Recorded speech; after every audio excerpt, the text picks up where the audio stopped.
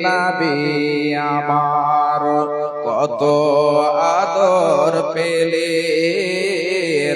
দুধ মা হালিমার কোলে নবী কত দোলা খেলে শৈশবেতে নবী আমার কত আদর পেলে দুধ মা হালিমার কোলে নবী কত দোলা খেলে ছোট থেকে আদর করে ছোট থেকে আদর করে গালে দিয়ে চুমা হাত বোলায় দিত মাথায় সোনার ছেলে ঘুমা ছোট থেকে আদর করে কবে বড় হবে তারি সেবায় বিশ্ববাসী সবাই সুখে রবে সেনা বেজের ভালোবাসা অন্তরেতে রয় আশা করি রোজ হাসরে পাবো গরে যে উপস্থিত উলামায়ে কেরাম এবং আমার সামনে দূর দূরান্ত থেকে আগত ইসলাম দরদি ইসলাম পিপাসু ভাই বন্ধু ও বাপজানেরা ও পর্দার আড়ালে পর্দাশীলা পর্দা নসিনা মুমিনা মুসলিমা আমার মা ও বোনে আল্লাহ রাব্বুল আলামিন অগণন নিয়ামত দান করেছেন সেই আল্লাহ রাব্বুল আলামিনের আমরা সকলেই কৃতজ্ঞতা জ্ঞাপন করি সকলেই অন্তর খুলে পড়ি আলহামদুলিল্লাহ অতঃপর খাতামুন নবীয়িন নবিকুলের শিরোমণি জনাবে মুহাম্মদুর রাসূলুল্লাহ সাল্লাল্লাহু আলাইহি ওয়াসাল্লামের প্রতি কোটি কোটি শান্তির ধারা বর্ষিত হোক আল্লাহুম্মা সাল্লি আলাইহি ওয়া বারিক আলাইহি শোনার সঙ্গে সঙ্গে আমল করার তৌফিক এনায়েত করেন সকলে বলুন আল্লাহুম্মা আমিন ভাইজান বাপজান আমার আল্লাহ রাব্বুল আলামিন আমাদেরকে পৃথিবীতে সৃষ্টি করেছেন পৃথিবীতে সৃষ্টি করে আমাদের জীবনে যত নিয়ামতের প্রয়োজন যত বস্তুর প্রয়োজন আল্লাহ রাব্বুল আলামিন বলছেন বান্দা তোমরা যদি আমার নিয়ামতগুলোকে গণনা করতে লাগো তাহলে তোমরা গুনে গুনে শেষ করতে পারবে না আল্লাহ রাব্বুল আলামিন এতগুলো আমাদেরকে নিয়ামত দিয়েছেন ভাইজান বাপজান আমার আল্লাহ রাব্বুল আলামিন আমাদেরকে সৃষ্টি করেছেন এত সুন্দর রূপ দিয়ে চেহারা দিয়ে এতগুলো আমাদের বডির মধ্যে নিয়ামত রয়েছে আল্লাহ রাব্বুল আলামিন আমাদেরকে দিয়েছেন যদি আল্লাহ রাব্বুল আলামিন আমাদের কাছ থেকে হিসাব নেই যে হে বান্দা আমি তোমাকে দৃষ্টি শক্তি দিয়েছিলাম আমি তোমাকে চক্ষু দিয়েছিলাম সে চক্ষুর যে মূল্য রয়েছে সে মূল্যটা তুমি আমাকে আদায় করে দাও একবার আল্লাহ রাব্বুল আলামিন বলছেন বান্দা আমি মানব এবং জিনকে সৃষ্টি করেছি যেন তারা আমার ইবাদত করে আমার ইবাদতের জন্য আমি তাদেরকে সৃষ্টি করেছি ভাই বাপজান আমার যদি আমরা আল্লাহর ইবাদত না করতে পারি তাহলে আমাদের মতো হতভাগা মুমিন হতভাগা মুসলমান হতভাগা মানুষ আর কেউ হতে পারে না ভাই বাপজান আমার আল্লাহ রাব্বুল আলামিন আমাদেরকে সৃষ্টি করেছেন আমাদেরকে চলে যেতে হবে জমিন আকাশ সৃষ্টি করেছেন সমস্ত কিছু ভেঙে চুরমার হয়ে যাবে বিশ্বনবী জনাবে মুহাম্মদুর রাসূলুল্লাহ সাল্লাল্লাহু আলাইহি ওয়াসাল্লাম মক্কা নগরীদের কাছে যে বললেন হে মক্কা নগরীরা তোমরা এক আল্লাহর প্রতি ঈমান নিয়ে এসো যদি তোমরা এক আল্লাহর প্রতি ঈমান না নিয়ে এসো তাহলে কিন্তু মরতে হবে আর মরার পরে তোমাদেরকে আবার জীবিত করা হবে একটা বাচ্চা হারিয়ে গেছে বাচ্চাটা কান্নাকাটি করছে স্টেজ আছে বাড়ি হলো কুয়ার ওর মা অথবা বাবা যদি থাকে বাচ্চাটাকে নিয়ে যাবে পুয়ার বাড়ি হলো পুয়ার বলছে ছেলেটা মা বাবার সঙ্গ ছেড়ে আপনারা এই যে বাচ্চাটিকে দেখতে পাচ্ছেন, তো ভাইজান আমার, বিশ্ব নবী বললেন তোমরা এক আল্লাহর প্রতি ঈমান নিয়ে এসো, যদি না নিয়ে এসো কিয়ামত হবে, তোমাদেরকে উঠানো হবে, হিসাব কিতাব হবে। এবারে বিশ্ব নবীকে তারা প্রশ্ন করতে লাগলো, হে নবী মুহাম্মদ, একটু আপনি আমাদেরকে বলে দেন যে সে কিয়ামতটা কখন হবে, আপনি আমাদেরকে বলেন। আল্লাহ রাব্বুল আলামিন কুরআনে মাজিদের মধ্যে বয়ান করেছেন, তার মধ্যে আজকে আমি সূরা নাজিআত থেকে কয়েকখানা আয়াত পরিবেশন করেছি। আল্লাহ রাব্বুল আলামিন বলছেন, বিসমিল্লাহির রহমানির রহিম, ইয়াসআলুনাকা আনিস সাআতি আইয়ানা মুরসাহা। আল্লাহ রাব্বুল আলামিন বলছেন যে হে নবী মুহাম্মদ, আপনাকে তারা কিয়ামত কখন হবে এই সম্পর্কে তারা জিজ্ঞাসা করেছে। হে নবী মুহাম্মদ,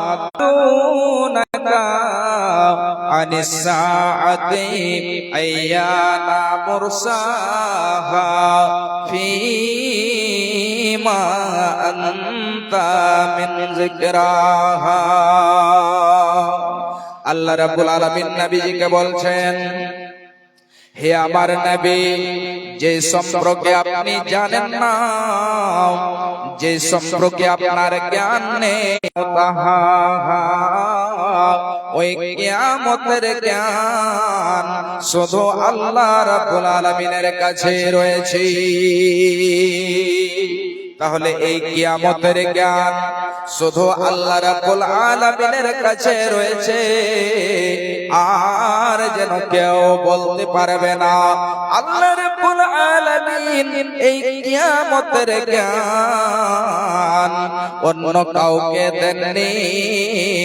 বিশ্ব নবী কেন কেউ বলতে পারবে না, বিশ্ব নবীকে পর্যন্ত এই আল্লাহ রাব্বুল আলামিন বলছেন, হে আমার নবী, ইন্নামা আনতা মুনজিরু মান ইয়াখশাহা, আপনি ওদেরকে ভয় দেখাবেন যারা আল্লাহকে ভয় করে, সতর্ক করবেন যারা আল্লাহ ভীরু, যারা আল্লাহকে ভয় করে, ওদেরকে যদি আপনি ভয় দেখান তাহলে এতে লাভ রয়েছে, এতে উপকার রয়েছে।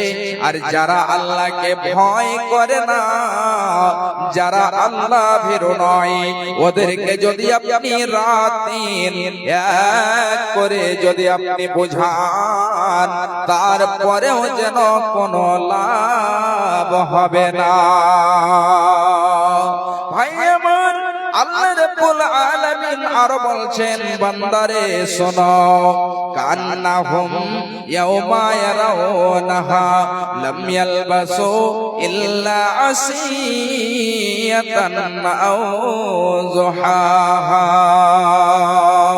যখন তারা সেই কিয়ামতের দৃশ্যকে দেখে নেবে, এই কিয়ামতের দৃশ্যটা এত ভয়ঙ্কর হবে, এত কঠিন হবে, যখন তারা কিয়ামতের দৃশ্যটাকে দেখবে তখন তারা মনে করবে যে আমরা পৃথিবীতে যে এক সকাল কিংবা একটা সন্ধ্যা জীবন যাপন করেছিলাম। ভাইজান, বাপজান আমার, আমার মা, আমার বোনেরা, খুব গুরুত্বপূর্ণ বিষয়। তাহলে কিয়ামতের দৃশ্যটা কত ভয়ঙ্কর হবে, কত কঠিন হবে, যেই সময় মানুষেরা তার সম্পূর্ণ জীবনকে ভুলে যাবে। একজন মানুষ পৃথিবীতে আসে এবং 50, 60, 70 বছর, 100, 200 বছর জীবন যাপন করে। ওই ব্যক্তি তার সেই জীবনটাকে ভুলে যাবে এবং সে মনে করবে যে আমি পৃথিবীতে যে একটা সকাল কিংবা একটা সন্ধ্যা ছিলাম। ভাইজান বাপজান আমার মা আমার বোনেরা, এই কিয়ামতের দৃশ্যটা কত কঠিন হবে, কত ভয়ঙ্কর হবে। আল্লাহ রাব্বুল আলামিন বলছেন, যারা হামিলা মহিলা রয়েছে, যারা গর্ভধারণী গর্ভবতী মহিলা রয়েছে, তাদের সন্তান জন্ম হয়ে যাবে, কিন্তু তারা এক ইঞ্চিত পরিমাণে জানতে পারবে না। বাচ্চা ভূমিষ্ঠ হয়ে যাবে, তারা কিঞ্চিত পরিমাণে জানতে পারবে না। একবার চিন্তা করে দেখুন, একবার ভেবে দেখুন, যখন কোন মহিলার, যখন কোন মায়ের, যখন কোন বোনের প্রসব যন্ত্রণা উঠে যায়, যখন তাদের প্রসব বেদনা শুরু হয়, তখন যেন আল্লাহকে বারবার যেন বলে, কেঁদে কেঁদে বলে, আল্লাহ তুমি আমার জন্য যেন সহজ করে দাও। মাকে বলে, মামার তুমি আমার জন্য একটু দোয়া করে দাও। আব্বাকে বলে, আব্বা তুমি আমার জন্য দোয়া করে দাও। দাদিকে বলে, দাদি তুমি আমার জন্য দোয়া করো, তাহলে যেন আল্লাহ রাব্বুল আলামিন যেন সহজ করে দেয়। এমন হয়ে যায়, এমন যেন দৃশ্য হয়ে যায়, অনেক মা অনেক বোন ওই প্রসব বেদনা সহ্য না করতে পেরে, ওই মা আমার, ওই বোন আমার প্রসব বেদনা যন্ত্রণা সহ্য না করতে পেরে পৃথিবী ছেড়ে চলে যায়। মা আমার, বোনেরা আমার, খুব ভালো করে শুনুন, বিশ্বনবী আমার বলছেন, যদি কোনো মা, যদি কোনো মহিলা প্রসব বেদনায় বাচ্চা ভূমিষ্ঠ হতে যে, বাচ্চা জন্ম দিতে যে যদি সে মারা যায়, বিশ্বনবী আমার বলছেন যে ওই মহিলাটি জান্নাতে যাবে, ওই মহিলাটি হলো জান্নাতি। তাহলে মা আমার, বোনেরা আমার, খুব ভালো করে শুনুন, আল্লাহ রাব্বুল আলামিন যেটা বিধান দিয়েছেন, আল্লাহ রাব্বুল আলামিন যেটা আপনাকে আদেশ দিয়েছেন, সে সমস্ত জিনিসের প্রতি আমল করতে হবে। এখানে অনেকজন বাবা আমার বসে আছেন, অনেকজন যুবক ভাই বসে আছেন, এখানে আমার বোনেরা বসে আছেন। একবার আপনি বলুন তো, আজকে 24 ঘন্টা কেটে গেল, এই 24 ঘন্টাতে দিনে রাত্রিতে 5 ওয়াক্ত নামাজ, এই 5 ওয়াক্ত নামাজকে আদায় করা আল্লাহ রাব্বুল আলামিন ফরজ করেছেন।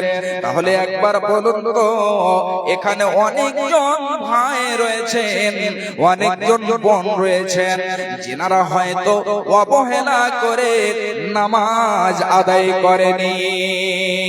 মা আমার, বোনেরা আমার, তাহলে যদি আল্লাহর বিধানকে আপনি না মেনে চলেন, আল্লাহ রাব্বুল আলামিন বিধান দিয়েছেন, এই বিধান যদি আপনি না মেনে চলেন, তাহলে এটা আপনার জন্য অসম্ভব হয়ে যাবে। যদি আপনি নামাজ আদায় করেন, যদি আপনি আল্লাহর বিধান মেনে চলেন, বিশ্বনবী আমার বলছেন যে ওই মহিলা জান্নাতে যাবে।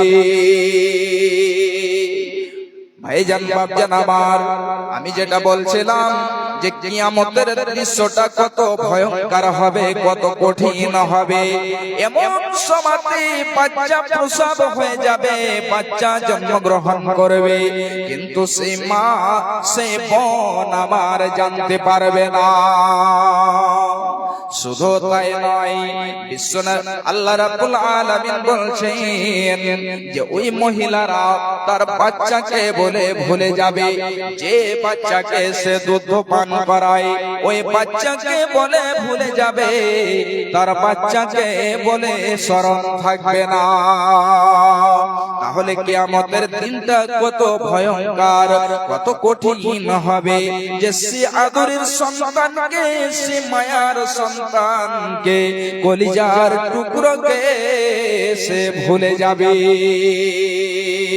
ভাইজান বাপজান আমার মা আমার বোনেরা, পৃথিবীতে যখন কোন সন্তান মায়ের কাছ থেকে দূরে চলে যায়, তখন যেন সেই মা এমন বেচैन হয়ে যায়, সে আরামে থাকতে পারে না। এই সন্তানের প্রতি এত মায়া, এত মহব্বত, এত ভালোবাসা, ওই মা যেন সে সন্তানকে বলে ভুলে যাবে, মাগো কেন যে বাঁধাছ, মাগো কেন যে বাঁধাছ এই ডোরে মায়াতে ভুলিয়া রে, তুই মা জননী হীরার খনির চেয়েও অমূল্য ধন জানি, মাগো কেন যে বাঁধাছ এই ডোরে মায়াতে ভুলিয়া রে, তুই মা জননী হীরার খনির চেয়েও অমূল্য ধন জানি, তুই মা জননী হীরার খনির চেয়েও অমূল্য ধন জানি, তোর ছায়াতে বসলে মাগো পাই খুঁজে আসানি রে, তুই মা জননী হীরার খনির চেয়েও অমূল্য ধন জানি, তুই মা জননী হীরার খনির চেয়েও অমূল্য ধন জানি, এ পারে শান্তি মাগো, ও পারে ও মুক্তি, ও মা মুক্তি, সকল ব্যথা ভোলাই রে মা, তোর মুখে রই না বাণী রে, তুই মা জননী হীরার খনির চেয়েও অমূল্য ধন জানি, তুই মা জননী হীরার খনির চেয়েও অমূল্য ধন জানি, তুই গেলে মা আমিও যাব, তুই গেলে মা আমিও যাব, ও মা একা কেমনে রইব, ও মা একা কেমনে রইব, এই কথাটি ভাবতে গেলে মাগো, এই কথাটি ভাবতে গেলে চোখে আসে পানি রে, তুই মা জননী হীরার খনির চেয়েও অমূল্য ধন জানি, তুই মা জননী হীরার খনির চেয়েও অমূল্য ধন জানি, তুই গেলে মা আমিও যাব, তুই গেলে মা আমিও যাব, ও মা একা কেমনে রইব, ও মা একা কেমনে রইব, এই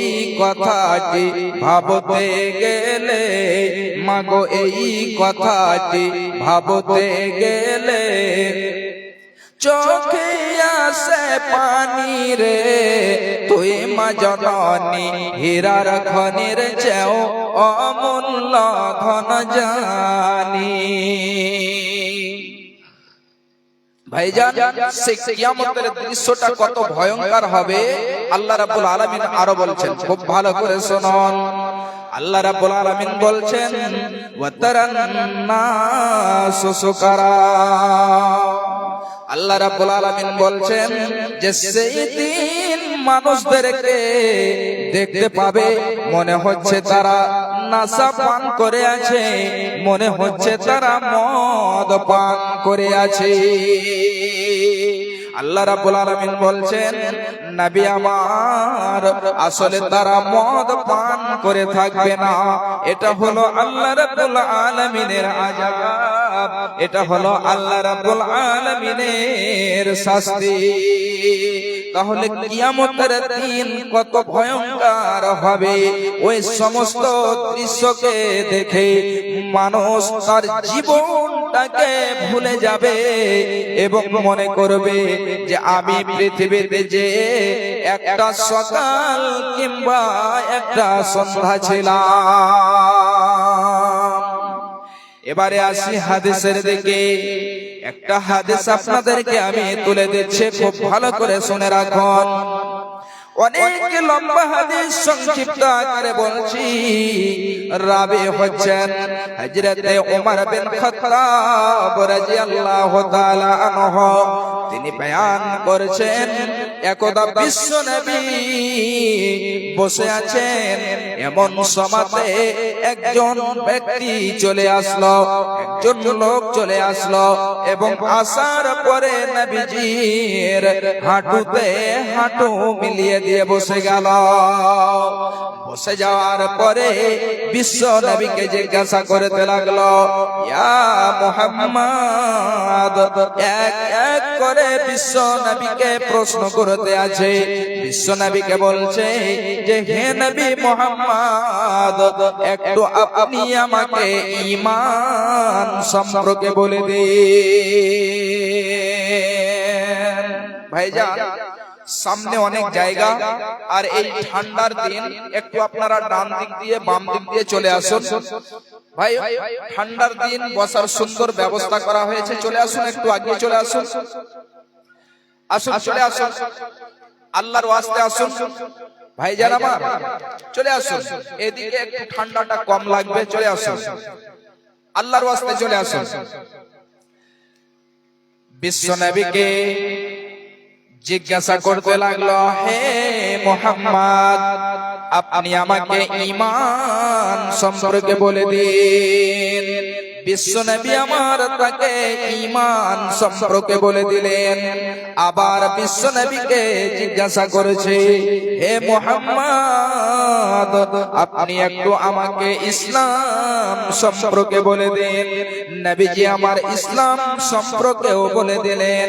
এবারে 3 নম্বরে প্রশ্ন করছে, হে নবী মুহাম্মদ, আপনি আমাকে ইহসান সম্পর্কে বলে দিন।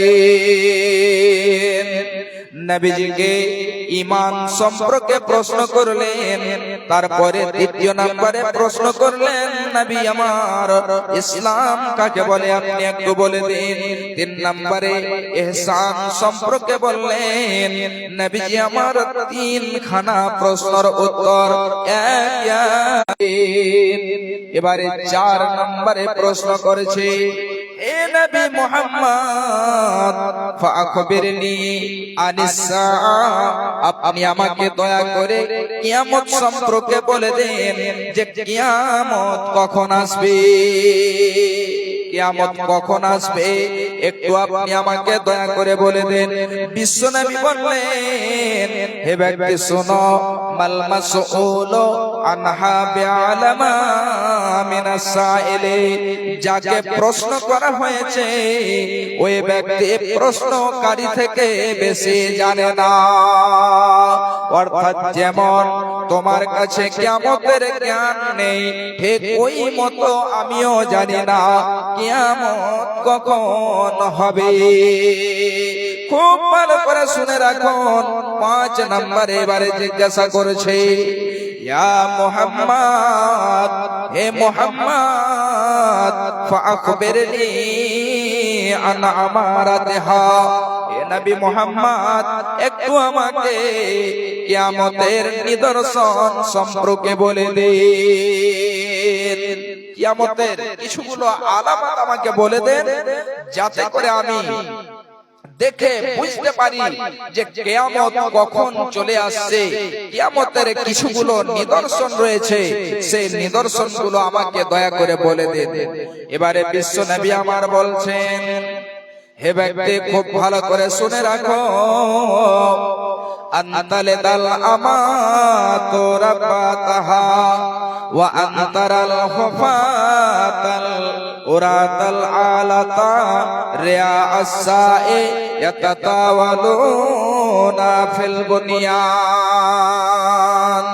বিশ্ব নবী আমার তাকে বললেন, হে ব্যক্তি শুনে রাখো, যখন তুমি দেখতে পাবে একজন দাসী তার মালিককে জন্ম দিচ্ছে। মা খালারা, মা বোনেরা, আপনারা গেটে বসে গেছেন, সামনের দিকে কিন্তু জায়গা অনেক খালি রয়েছে। ঠান্ডার দিন আছে, আপনারা সামনে চেপে বসুন। আর সব মা খালারা আসবে, বোনেরা আসবে, তাদেরকে বসার সুযোগ করে দিন। কেন গেটে যদি বসে যান তাহলে কিন্তু কেউ ভিতরে আসতে পারবে না। আপনারা সবাই একটু সামনে এসে বসবেন।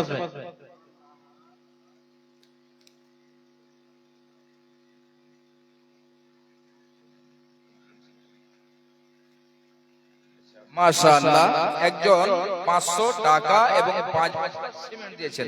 মাশাআল্লাহ, জাযাকাল্লাহ, হায়াকাল্লাহ। আল্লাহ দেখো তোমার বান্দাকে একজন 500 টাকা এবং 5 বস্তা সিমেন্ট দান করেছে। আল্লাহ তুমি তার দানকে কবুল করো। আরো একজন ফের স্বভাবী ছিল 500 টাকা, মাওলা তোমার রাহে দিল। এ দানের দান মাওলা করো গো কবুল, মিটাইয়া দাও আল্লাহ জীবনের ভুল। আমিন, আল্লাহুম্মা আমিন।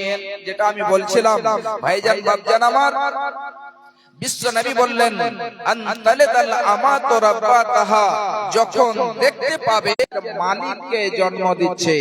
ভাইজান বাপজান আমার মা আমার বোনেরা শুনুন, এটা আবার দাসীরা নিজের মালিককে জন্ম দেবে, এটা কেমন করে হতে পারে? নিজে দাসী হবে আর সে দাসী নিজের মালিককে জন্ম দেবে, এটা কি করে সম্ভব হতে পারে?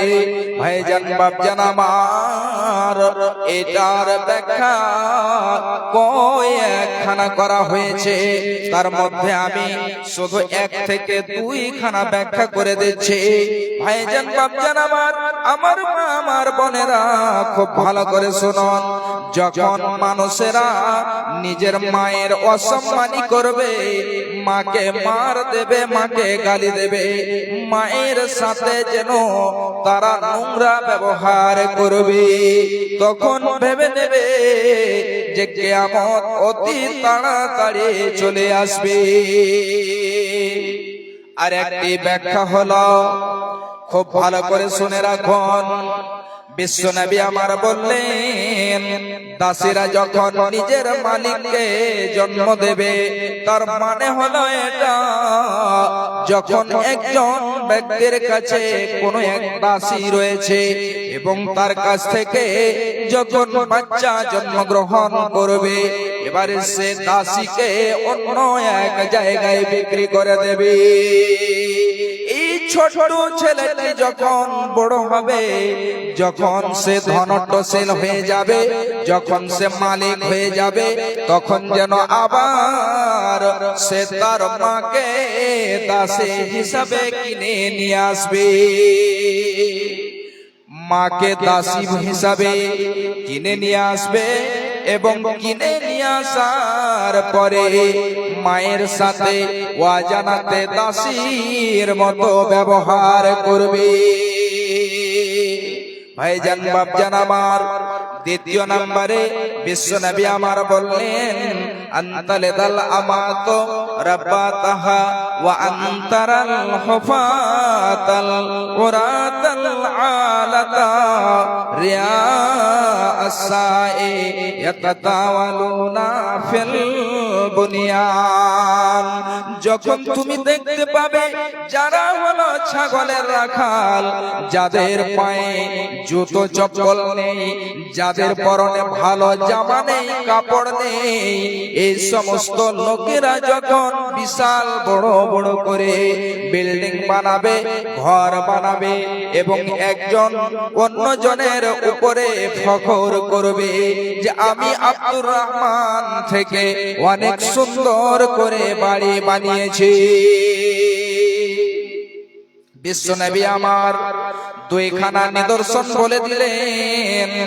1 নম্বরে বললেন যখন দেখতে পাবে দাসীরা নিজের মালিককে জন্ম দিচ্ছে, এবং দ্বিতীয় নম্বরে বিশ্ব নবী আমার বললেন যখন দেখতে পাবে যাদের পায়ে চপ্পল নেই, যাদের পরনে ভালো জামা নেই, কাপড় নেই, এবং যারা হলো ছাগলের রাখাল, এই সমস্ত লোকেরা বিশাল বড় বড় করে বিল্ডিং বানাবে, ঘর বানাবে, তখন ভেবে নেবে যে কিয়ামত অতি তাড়াতাড়ি চলে আসবে।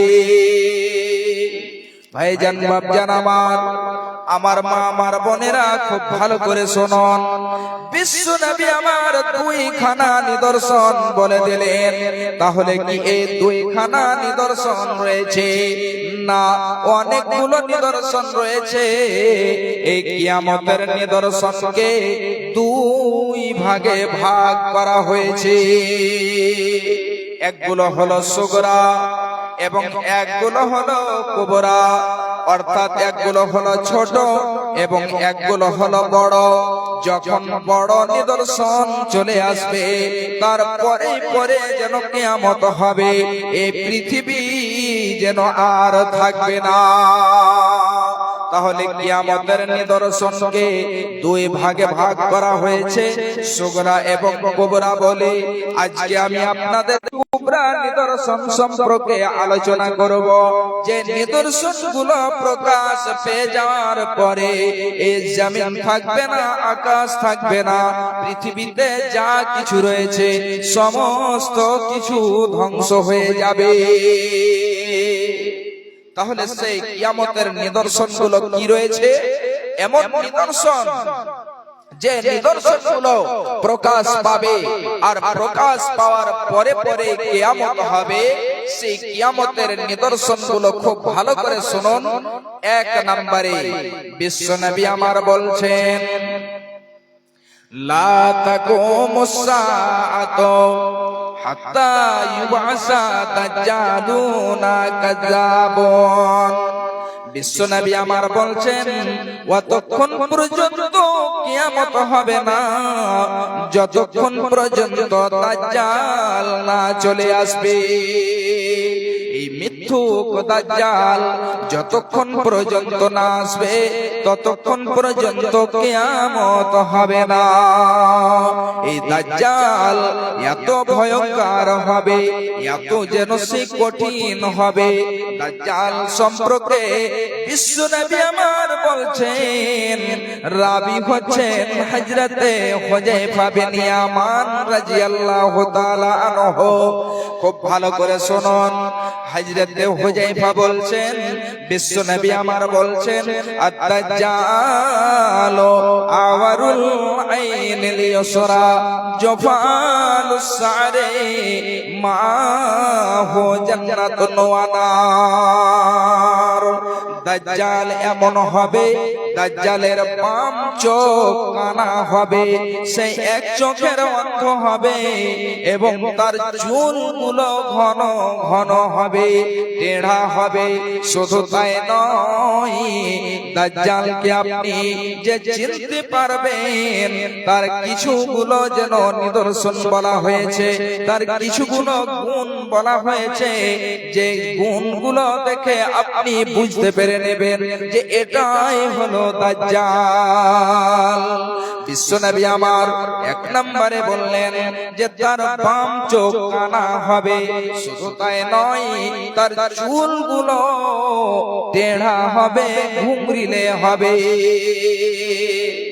ভাইজান বাপজান আমার, এই দাজ্জাল কত ভয়ঙ্কর হবে দাজ্জাল সম্পর্কে বিশ্বনবী আমার বলছেন, মাহু জান্নাতুন ওয়া নার। ওই দাজ্জালের সাথে জান্নাত হবে এবং জাহান্নাম হবে। মানুষেরা দেখতে পাবে এটা হলো জান্নাত, কিন্তু আসলে সেটা জান্নাত নয়, ওটা হবে জাহান্নাম। এবং বিশ্বনবী